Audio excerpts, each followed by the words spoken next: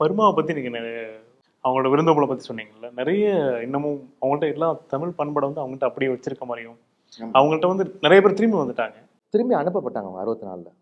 ஒரே காலகட்டம் இந்த இலங்கையிலிருந்து அனுப்பப்பட்டாங்க. ஒரே காலகட்டம் தான் அவங்களும் அனுப்பப்பட்டாங்க. லட்சக்கணக்கில் அனுப்பப்பட்டாங்க. 3.5 4 லட்சம் 5 லட்சம் பேர் வந்துட்டாங்க இங்கேருந்து. ஏன்னா உயிரை காப்பாற்றிக்க தான் வர்றாங்க. 48ல் முதல் முறை ஒரு வாட்டி வர்றாங்க. ஒரு பெரிய கலவரம் உண்டாகுது தமிழருக்கு எதிராக. அப்போ நிறைய பேர் வந்தாங்க, நடந்தே வந்தாங்க. அப்படியே ஏன் தமிழர்கள் கலவரம் நடந்துச்சு? சில தொழில் முறைப்படி கொஞ்சம் வட்டி தொழிலாம் கொஞ்சம் பண்ணாங்க. ஆனால் அது ரொம்ப இன்னைக்கு நீங்கள் இருக்கக்கூடியதோட பார்க்கும்போது ரொம்ப அன்றைக்கி நல்ல இதாங்க. அப்புறம் அவங்ககிட்ட நிறைய நிலங்கள் இருந்தது. அன்றைக்கி கடுமையான உழைப்பாளிகள், கடுமையான உழைப்பாளிகள், நகரத்தார் சமூகம் தான் முதன்மையாக இருந்தாங்க. கோயில்களில் வைத்து கலையை வளர்த்தவங்க அவங்க தாங்க, தமிழ் பண்பாட்டை வளர்த்தவங்க அவங்க தான். ஆனால் இது வரைக்கும் அவர்கள் அந்த நாட்டுடைய அரசியல் ஆதிக்கம் செலுத்தவே இல்லை. வியாபாரிகளாக இருப்பாங்க, கடும் உழைப்பாளிகளாக இருப்பாங்க, எல்லாம் இருப்பாங்க. அது பொறுத்துக்க முடியாமல் 64ல் திரும்பி பல பேர் கப்பல் ஏறி வந்தாங்க. நீங்கள் அநேகன் படம்லாம் கூட அப்படி வந்து படம் தாங்க. அப்போ வந்த படம் ரொம்ப கஷ்டப்பட்டாங்க. கொண்டாந்து அப்படியே இறக்கி விட்டாங்க. அப்படி கொண்டு எங்கன்னு தெரியாமல் இப்போ இன்றைக்கி கண்ணதாசன் நகரங்கள்லாம் இறக்கி விட்டாங்க. பெரிய ஆதரவு இல்லாமல் சாலையிலேயே கடந்துருக்குறாங்க. தஞ்சாவூரில், திருச்சியிலலாம். இங்கே பர்மா காலனின்னு எங்கெல்லாம் இருக்குதோ தமிழ்நாட்டில், அவங்க எல்லாம் பர்மாலேருந்து திரும்பி வந்தவங்க. இன்றைக்கும் அந்த வாழ்க்கையை மறக்காமல் இங்கேருந்து போய் அங்கே போய் பீலிக்கான்ற இடத்துல வந்து பீலிக்கான் முனீஸ்வரன் பெரிய ரொம்ப பிரபலமானவருங்க. அந்த பீலிக்கான் மண்ணை எடுத்துகிட்டு வந்து ஒவ்வொரு ஊர்லேயும் பீலிக்கான் முனீஸ்வரன் கோயில் வச்சுருக்காங்க. ஓ, இங்கேருந்து மண் எடுத்துகிட்டு போய் போனவங்க திருப்பி அங்கேருந்து மண் எடுத்து பீலிக்கான் மண் எடுத்துகிட்டு வந்து திருப்பி இங்கே எங்கெல்லாம் வந்தாங்களோ ஆள் கொஞ்சம் மண்ணை பிடிச்சி அந்த ஊரில் தஞ்சாவூரில், திருச்சியில், ராமநாதபுரத்தில், சென்னையில், இந்த பக்கம் இந்த பக்கம்லாம் உள்ள நீங்கள் கண்ணதாசன் நகர், அந்த பக்கம் வியாசர்பாடி பக்கம்லாம் நிறைய பர்மா காலனி இருக்கும் உங்களுக்கு பார்த்து. இந்த பக்கம் உள்ள கூட காரைக்குடி பக்கம், அந்த பக்கம் உள்ள சிவகங்கை மாவட்டத்தில் பர்மா நிறைய இருக்காங்க. அதில் ஐஎன்ஏல பணியாற்றி வந்தவங்களும் கூட உண்டு. வந்து திரும்பி அந்த மேல்குடியேற்றத்தில் வந்தவங்களாம் கூட வந்து ரீபேட்ரியேஷன் வந்தவங்களாம் உண்டு. இந்தியாவில் இருக்கக்கூடிய எல்லா இனமும் கற்றுக்க வேண்டிய ஒரு பாடம் பர்மா தமிழர்கள். நிறைய கோயில்கள் கட்டி வச்சுருக்காங்க. அந்த கோயிலில் புத்த பகவானுக்கு ஒரு சன்னிதி வச்சுருக்காங்க. புத்தரை தங்களுடைய வாழ்க்கையோட ஒரு அங்கமாக எடுத்துக்கிட்டாங்க. நீங்கள் ஒரு பெரும்பான்மை இருக்கக்கூடிய மக்கள் இருக்கக்கூடிய மாட்டில் போய் நம்ம சாமியை வச்சிங்கன்னா ஒரு உருத்தம் கண்ணை கண்டிப்பாக. ஆமாம், புத்த சமய துறைகளுக்கு பேர் பர்மா மொழியில் பொங்கி, இந்த பிக்குகள் நீங்கள் சொல்கிறாங்களா, அந்த மாதிரி அங்கே பொங்கிகள்னு சொல்லுவாங்க. பொங்கி மடம் அப்படின்வாங்க. பொங்கி மடம்னா பிக்கு புத்த மடம் அப்படின்னா. அவங்க வந்து ஒரு மாதிரி இந்த கருஞ்சிவப்பு கலரில் வண்ணத்தில் அவங்க இது போட்டிருப்பாங்க. நீங்கள் இன்ன வரைக்கும் பார்த்தா கூட இருக்கும். காலையில் பிச்சை எடுத்து தான் சாப்பிடுவாங்க. உலகத்தில் எந்த புத்த சமய நாட்டிலையும் கிடையாது, வேறு எந்த நாட்டிலையுமே கிடையாது. சாமியார்கள் ஒரு பெரிய கார்பரேட்டாக வாழ்கிறாங்க நம்ம நாட்டிலலாம். ஆனால் அங்கே பார்த்தீங்கன்னா காலையில் சரியாக ஒரு 7:30 மணி 8 மணிக்கு பார்த்தீங்கன்னா 2 சின்ன பொங்கிங்க, ஒருத்தரும் ஒரு குடும்பத்தில் கூடிய சின்ன பிள்ளைய வந்து பொங்கியை மாற்றிடுவாங்க. சவுக்கு கட்டை இருக்குல்ல, சவுக்கு கட்டையை வந்து முன் முனையை இப்படி பிடிச்சி ஒருத்தன் பிடிச்சிக்குவார். ஒருத்தர் தோளில் இருக்கும், பின்னாடி உள்ள முனை இது வந்து ஒருத்தர் தோளில் இருக்கும். சின்ன பையன் வந்து நடுவில் ஒரு குட்டி ஒரு புக்கு பொங்கி ஒரு தருவார். அவர் வந்து ஒரு கட்டையை வச்சு என்ன பண்ணால் ஒரு மணி ஒன்று தொங்கும். அதில் ஒரு இப்படி இப்படி இருக்குது. அதை டிங் டிங்னு அந்த தெருவாசல் வைக்கும்போது ஒவ்வொரு வீட்டுக்குலேருந்து வாசல் திறந்துட்டு வீட்டு வாசலில் அழகாக ஒரு மேசை வச்சு, மேசையில் ஒரு பாத்திரம் வச்சு உள்ளே சோறு வச்சுருப்பாங்க. பக்கத்தில் கொஞ்சோண்டு கறினா இது காய்கறி வச்சுருப்பாங்க. பின்னாடி வரவங்க பார்த்தீங்கன்னா வரிசையாக முதியவர்கள் வரைக்கும் அப்படியே வரிசையாக வருவாங்க. அப்படியே கூண்டு போட்டு வருவாங்க. சின்ன வயசுலேருந்து வருவாங்க. அவங்களுக்கு தேவையான அளவு சோறு எடுத்துகிட்டு அப்படியே போயிடுவாங்க. அதுக்கு மேலே எடுக்க மாட்டாங்க. ஒரு புட்டி கூட ஒரு பருக்கு கூட எடுக்க மாட்டாங்க. வயசாகி நடக்க முடியாத பிக்குகள் பொங்கிகள் இருக்காங்களா, அவங்களுக்கும் சேர்த்து என்ன இன்னொரு பாத்திரத்தை எடுத்து கொண்டு போவாங்க. அப்படி இந்த விருந்தோம்பல் பண்பு வந்து தமிழர்லேருந்து அங்கே பரவச்சுங்க முழுசாக. இப்போ நம்ம ஊர்லலாம் கார்பரேட் சாமியாட்ட கூட நம்ம தான் பிச்சாம் தேகி ஆகிடுவோம் கொஞ்ச நாளில். நம்மளோட எந்த பழக்க வழக்கங்கள் வந்து மற்றவர்கள் எடுத்துக்கொண்டார் என்ன தெரியுங்களா? இப்போ எந்த நாட்டுக்கு போனாலும் அவங்க சொல்லுவாங்க, நம்ம தமிழ்நாட்டு மக்களுக்கு இருக்கக்கூடிய பாசம் இருக்குது பாருங்கள், அது இன்னொரு நாட்டு தமிழன்னு சொல்லிட்டா என்ன வேலையாக இருந்தாலும் அவங்க வந்து உதவுவாங்க. இந்த இவ்வளவு ஆங்கிலம் கலந்து பேசுகிறோம் எவ்வளவு இருந்தால் கூட தாய் மடியாக கருதுறது தமிழ்நாட்டை தான். தமிழ்நாடுனே பேர் இருக்குது. தமிழ்லே நாடு இருக்குது. இந்தியாவில் எந்த மாநிலத்துக்கும் அந்த பேர் கிடையாது, தமிழ்நாடு தான். அப்போ அவங்களுடைய நாடுனா அவங்களுக்கு தமிழ்நாடு தான். அது அந்த பற்று இருக்கு, அவங்க அந்த பற்று இருக்குங்க. நம்மளுடைய பூர்வீகம் வேர்னா இதுதான். இந்த பிள்ளைங்களாம் இப்போ வந்துட்டு போனாங்க. இப்போ நாங்கள் வந்து போன வாரம் வந்து ஒரு இலங்கை பேராதனை பள்ளியில் கிடையாது ஒரு 20 மாணவர்களுக்கு வந்து பயிற்சி கொடுத்தோம். பன்முக நோக்கில் தமிழியல் அப்படின்னு சொல்லிட்டு ஒரு பயிற்சி கொடுத்தோம். ஒரு வாரம் பயிற்சி கொடுத்தோம். போகும்போது அவங்களாம் அப்படியே ஒரு கண்ணீர் சிந்த போனாங்க எல்லாருமே. அப்படி அது வந்து ரொம்ப எங்களுக்கு ஒரு இது இருக்குங்க.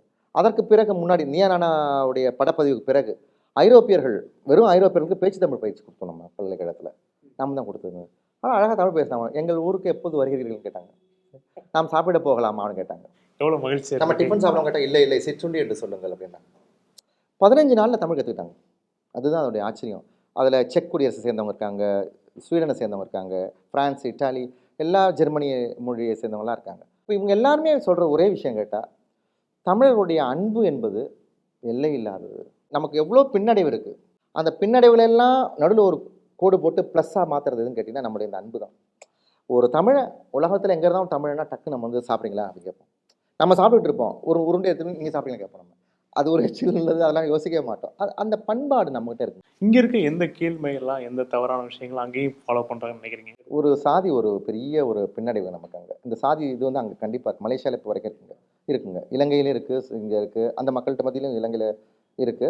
ஆனா அதிகம் வந்து மலேசியாக்குள்ள உங்களுக்கு அந்த சாதிய உள்ள வந்து நீங்க கொஞ்சம் தள்ளி போனவங்களுக்குலாம் அது கிடையாதுங்க. இப்போ இதெல்லாம் இருக்கும். இங்க இப்போ ஃபிஜியில அங்கெல்லாம் இருக்கு. தென்னாப்பிரிக்காலாம் அதெல்லாம் கிடையாதுங்க. இந்த இந்த இந்த இந்த தென்கிழக்கு ஆசியாவுக்குள்ள நமக்கு அந்த இது இருக்குங்க. சாதியா இருக்கு. பர்மால கூட இருக்குங்க. அந்த சாதியா இந்த சாதிய பேர் போட்டுக்குவாங்க. சாதி பேரை பின்னாடி போட்டுக்குவாங்க அப்படியே அவங்க. பர்மால அந்த பழக்கம் முழுக்க உண்டுங்க. ஆனா அப்புறம் தெரிஞ்சுட்டு சரி அவங்க இங்கேருந்து கொண்டு போன விஷயத்துல மறக்கவே முடியாது போல இருக்குது அப்படின்னு சொல்லுவாங்க. திணிக்க மாட்டாங்க யார் மேலேயும். ஆனா அந்த இதுக்குள்ள பார்த்துக்குவாங்க. இங்க நடக்கிற மாதிரி இந்த ஆணவ கொலை அதெல்லாம் கிடையாதுங்க அங்க. ஆனா ஒரு சாதி இந்த சாதியை சேர்ந்தவன் பின்னாடி போட்டுக்கிறதுல ஒரு பெரிய பெருமை இருக்கு அவங்களுக்கு நம்ம பெருமை இருக்கு. பெருமை இருக்கு. நீங்க தெரிஞ்சோ தெரியாம ஒரு உண்மையை நான் உண்மையிலே இந்த மெர்க்குரி நேர்கள் வழியா உலகத்துக்கு சொல்ல விரும்புகிறேன். இன்றைக்கும் உலகம் முழுக்க தமிழ் வாழ்ந்து கொண்டிருக்கிறது என்று சொன்னால் அதற்கு காரணம் தமிழ் திரைப்படங்கள். தமிழ் திரைப்படங்கள் இல்லை என்று சொன்னால் நீங்கள் தமிழ் இந்நேரம் உலகத்திலே புலம்பெயர்ந்த தமிழகத்திலே செத்து போயிருக்கும். நல்ல திரைப்படங்கள் இன்றைக்கும் வாழ்ந்து கொண்டிருக்கின்றன. நீங்கள் பார்த்தீங்கன்னா இப்போ மொரிஷியஸில் பேச்சு மொழி கிடையாது, தமிழ் கிடையாது. ஆனால் தமிழ் ஏதோ தமிழ் பாடல்களை கேட்பாங்க, தமிழ் படத்தை பார்ப்பாங்க. அப்போ குறைஞ்சபட்சம் அந்த தமிழ் வந்து அவங்களுக்குள்ள இதுக்கு இந்த வார்த்தை சரியாக அவங்களால கண்டுபிடிச்சிக்க முடியுது. நீங்கள் தமிழ் ஆசிரியர்களோ தமிழ் பாடப்புத்தகங்கள்லாம் 2வது நிலை தான். நீங்கள் எளிதில் கொண்டு போகிற ஒரு வந்து ஊடகம் மட்டும்தான். தயவுசெய்து பெயர் வைக்கும்போது நீங்கள் தமிழிலே பெயர் வையுங்கள். வசனங்களும் சரி இதுவும் சரி நல்ல ஏனென்றால் நீங்கள் அறிய மாட்டீர்கள். நீங்கள் உலகத்திலே தமிழை வளர்க்கின்ற இடத்தில் ஒரு தாயாக இருக்கிறீர்கள். தமிழ் ஆசிரியர் நான் சொல்கிறேன். நாங்கள் 10 வருஷம் செய்ய வேண்டிய வேலையை நீங்கள் ஒரே மாதத்தில் நீங்கள் செய்கிறீங்க. இதுதான் உண்மை. எத்தனை தொலைக்காட்சி தொடர்கள் போகுதுங்க. நல்ல அற்புதமான உள்ள அந்த கருப்பொருளை தீம் வச்சு நீங்கள் எடுங்க தயவுசெய்து. கொஞ்சம் விமர்சிக்கப்படும். என்ன ஊரில் இதான் நடக்குமா அப்படின்னு. தமிழ்நாட்டே பார்க்காத நினைப்பாங்க. தமிழ்நாட்டில் இப்படி தான் நடக்கும் போல நினச்சிக்குவாங்க. ஆனால் வந்தவங்க நிறைய பேர் அதுதான் அவங்க சொல்லுவாங்க என்ன அந்த ஊரில் வந்து இவங்களுடைய கணவரை இவங்க களவாடுவாங்களா, இவங்களுடைய குடும்பத்தில் இவங்க விஷம் வைப்பாங்களா, இதெல்லாம் கேட்பாங்க. எப்பவுமே மேக்கப்பில் இருப்பாங்களா மாமியார் மருமகள்லாம் கேட்பாங்க நிறைய. ஏன்னா தொலைக்காட்சி தொடரில் பார்த்தீங்கன்னா லிப்ஸ்டிக் போட்டுகிட்டே இருப்பாங்க, போட்டுதான் இதெல்லாம் அப்படி இருப்பாங்களா அதெல்லாம் கேட்பாங்க நம்மக்கிட்ட. அடையாங்க நான் அப்படி சொல்கிறது. எனக்கு தெரிஞ்சு மலேசியாவில் நான் 2003 நாள்லாம் இருக்கும்போது ஒரு நாளில் 100 முறை கேட்கப்பட்ட பாடல் எது தெரியுங்களா? ஒவ்வொரு பூக்களும் சொல்லுகிறதே. மலேசிய வானொலி வந்து மின்னல் எஃப்எம்னு இருக்குங்க, மின்னல் பண்பலைன்னு. நீங்கள் கோரிக்கை வந்துகிட்டே இருக்கும், திருப்பி போடுங்க திருப்பி போடுங்க திருப்பி போடுங்க போட்டுக்கிட்டே இருப்பாங்க. இரவு நேரத்தில் வந்து இரவின் மடியில்னு வேலை செஞ்சிருக்கேன் அந்த டைம். வானிலைக்கிறேன். நள்ளிரவு தூங்க மாட்டாங்க வயசானவங்க. அவங்க பல பாட்டு கேட்பாங்க. நல்ல பட்டுக்கோட்டை கல்யாண சுந்தரம் பாட்டு, கண்ணாசன் பாட்டெலாம் கேட்பாங்க. அதனால் நல்ல தமிழ் சொற்களை போட்டு நீங்கள் மலேசியாவில் போனீங்கன்னா பசியாட்டிலாம் தான் கேட்பாங்க. பசியாட்டிலாம் கேட்பாங்க. பைய வாங்கன்னு தான் சொல்லுவாங்க மலேசியாவில். இதில் பர்மாவில் பைய வாங்கன்னு. பையனா மெதுவாகன்னு அர்த்தங்க. வேறு இது மாதிரி என்ன சொற்கள்லாம் அங்கே இருக்கு? நிறைய சொற்கள் சார். தண்ணி கலக்கிறதுன்னு வாங்க. தண்ணி கலக்கட்டுமான்னு கேட்பாங்க வீட்டில் போனோன்னே. தண்ணி கலக்கிறதுனா தேநீர் இருந்தாலும் தண்ணி தான், காஃபியாக இருந்தாலும் தண்ணி தான். அப்புறம் கேட்பாங்க நீங்கள் என்ன தண்ணி குடிக்க போகிறீங்க கேட்பாங்க. மரத்துக்கு ரப்பர் மரத்துக்கு பால் மரம்னு சொல்லுவாங்க. பால் மரம். நீங்கள் மண் வெட்டிக்கு பேர் மண் வாரின்னு பேருங்க. இந்த நேராக போயிட்டு அந்த டேர்ன் அப்படின்றோம் பார்த்தீங்களா, அந்த டேர்னே அவனுக்கு சொல்ல முடியாது. தொங்கலில் இருக்குன்னு. தொங்கல் எது கீழ் நோக்கி வருகிறதோ அது தொங்கல். அவன் வச்சுக்க பேர் தொங்கலில் பாருங்கள். நான் பாவிச்சுட்டு கொடுக்குறேன் அப்படின்வாங்க. பாவிச்சுட்டு பயன்படுத்தி கொடுக்குறது. பாவித்தல்ன்றது சரியான தமிழ் சொல்லுங்க. அப்படியா? எனக்கு தெரியும், கம்ப்யூட்டர் தெரியாமல் கேட்பாங்க. இல்லை எனக்கு பாவிச்சுட்டு இருக்கேன் அப்படின்வாங்க. நம்ம வந்து ஷட் டவுன் பண்ணணும்ல, அடைச்சி விடுவாங்க. கம்ப்யூட்டர் அடைச்சி விடுங்க அப்படின்வாங்க. திறந்து விடுங்கன்னுவாங்க. நான் ஆன் பண்ணுங்கன்னு சொல்ல மாட்டாங்க, திறந்து விடுங்க அப்படின்வாங்க. மலேசியாவில் 525 தமிழ் பள்ளிகள் இருக்கும். பெரிய விஷயம். 540 இருந்தது, இப்போ 525 தமிழ் பள்ளிகள். அவங்க கஷ்டப்பட்டு அது 520 25 30 அந்த எண்ணிக்கை குறைய விட மாட்டாங்க. இந்த விண்ணப்பம் செய்யக்கூடிய காலகட்டத்தில், அட்மிஷன் செய்யக்கூடிய காலகட்டத்தில் தமிழ் பள்ளிகளில் குழந்தைகளை சேர்ப்போம்னு ஆயத்த ஆடையில் டிஷர்ட்டில் அவங்க அப்படியே பதிச்சு பிரிண்ட் பண்ணி அதை போட்டுக்குவாங்க எல்லாரும். இப்படி அந்த பற்று ஏன் அவங்களுக்கு இருக்கு? ஏன்னா அவங்க மலாய் பேசினா அவங்களுக்கான மதிப்பு அதிகம், மதிப்பு அதிகம், பொருளாதார ரீதியாக நிறைய உயர்வு கிடைக்கும். அவங்க ஃபுல்லாக போன தமிழர்கள் ஏதோ ஒரு வகையில் தங்களோட மொழியோட கனெக்ட் பண்ண ட்ரை பண்ணிகிட்டே இருக்காங்க. மொழியை இழந்துட்டா அவ்வளோதான். நமது நாட்டில் வந்து ஒன்றுமில்லாமல் போயிடுவோம். தாய்மொழியை எவன் மறந்தானோ அவன் தாய் நாட்டை மறந்து விடுவான். தாய்மொழியை எவன் மறக்கிறானோ அவன் தாயை மறந்து விடுவான். இது உண்மை. அது ஆரம்பத்தில் அவங்க தமிழ் படித்து என்ன பண்ண போகிறீங்க எல்லாம் பண்ண சேர்ப்பாங்க. நான் அது இல்லை, நான் தமிழ் படித்தனால உலகம் முழுக்க எனக்கு போகிறேன். நான் ஒரு இங்கிலாந்துடைய பார்லிமெண்டத்தில் போய் உட்கார வைக்கிறேன்.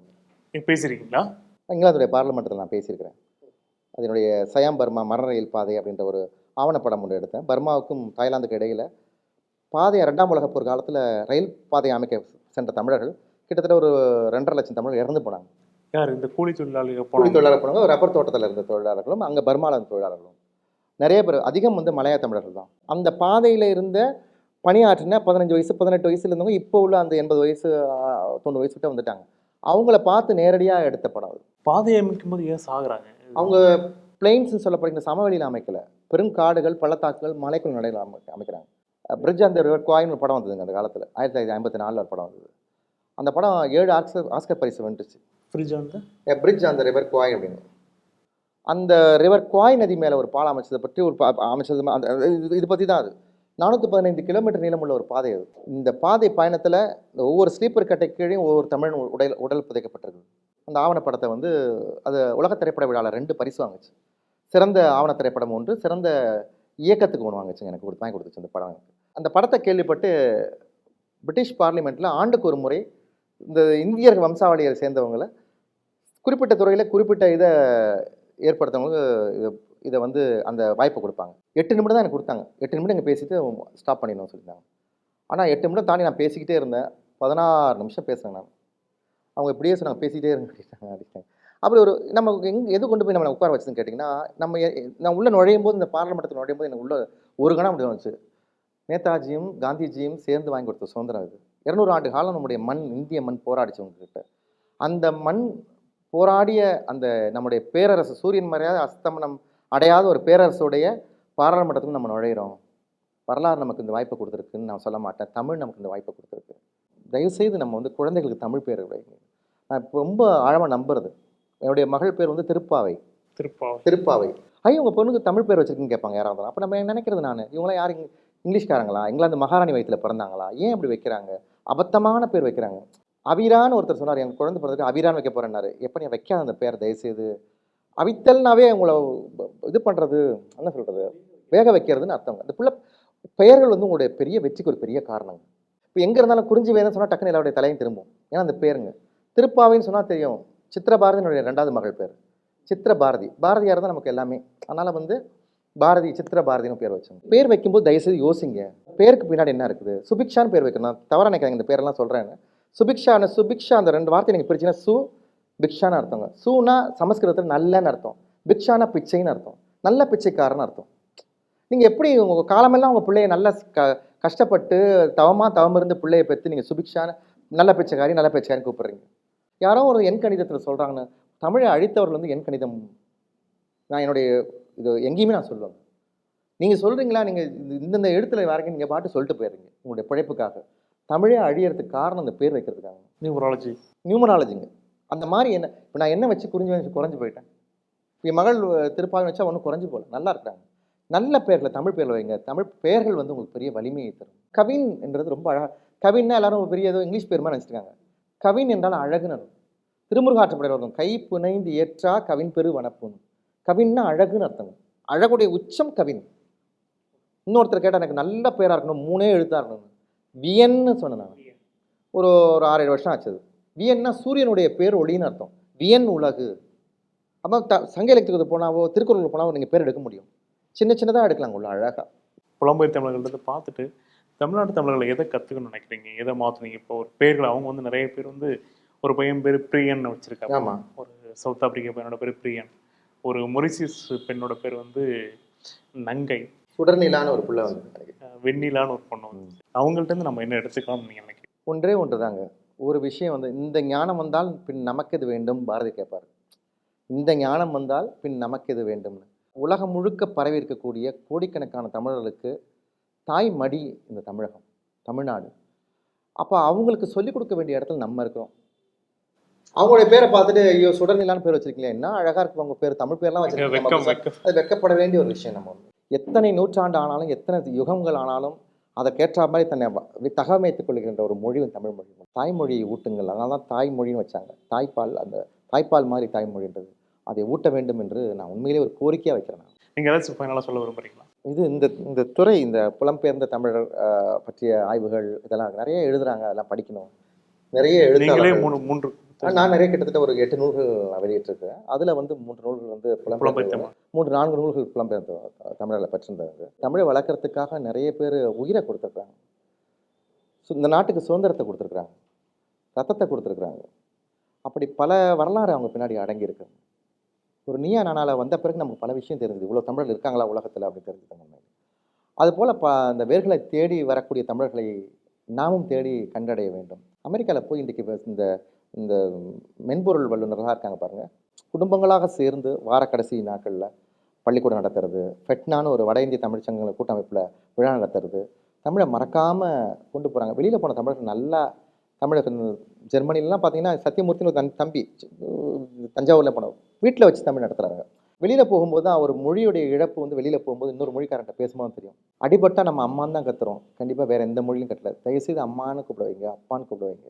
அப்படி பிற மொழிகளை நிறைய தேடி கற்றுக்கணும். ஆனால் வீட்டில் நாம் தமிழர்களாகத்தான் இருக்க வேண்டும். ஏனென்று சொன்னால் இது ஒரு தொடர் ஓட்டம். இந்த தொடர் ஓட்டம் ஓடும்போது இந்த கையில் ஒரு கோலை கொண்டு போய் தொடர் ஓட்டம் ஓடுறோம், அடுத்தவன்ட்ட கொடுப்பான். அந்த மாதிரி இந்த மொழியை நம்ம அடுத்தவன்ட்ட கொண்டு போய் கொடுத்துட்டு ஓடிட்டே இருக்கணும். இந்த மொழிக்கு நம்ம இழந்தால் இந்த மொழிக்கு எந்த பாதிப்பும் இல்லை. ஆனால் மொழியை இழந்தால் நமக்கு தான் பாதிப்பு. இதுகாரம் கேட்டிருந்த இந்த மெர்க்குரி தொலைக்காட்சி நேயர்களுக்கு என்னுடைய நெஞ்சார்ந்த நன்றியும் வணக்கத்தையும், உங்களுக்கும் என்னுடைய நெஞ்சார்ந்த வண்டியும் வணக்கத்தையும் சொல்லி நிறைவு செய்கின்றேன். நன்றி, வணக்கம்.